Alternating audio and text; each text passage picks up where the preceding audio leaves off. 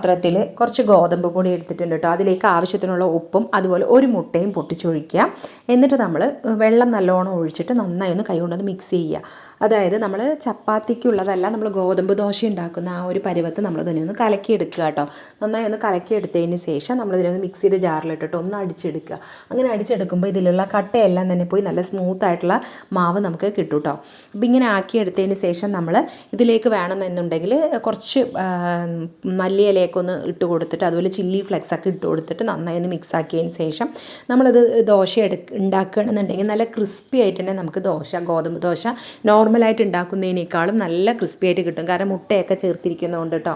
അപ്പോൾ സാധാരണ നോർമലായിട്ടുള്ള ഗോതമ്പ് ദോശയൊക്കെ കഴിച്ച് മടുത്തുവെങ്കിൽ ഇതുപോലെ മുട്ട ചേർത്തിട്ട് നമ്മളൊന്ന് ഉണ്ടാക്കി നോക്കുക കേട്ടോ. നല്ല ടേസ്റ്റും അതുപോലെ നല്ല ക്രിസ്പി ആയിട്ട് തന്നെ നമ്മൾ റോസ്റ്റിൻ്റെ രീതിയിൽ, നോർമലായിട്ടുള്ള ദോശൻ്റെ റോസ്റ്റിൻ്റെ രീതിയിൽ തന്നെ നമുക്ക് ഉണ്ടാക്കിയെടുക്കാനായിട്ട് സാധിക്കും.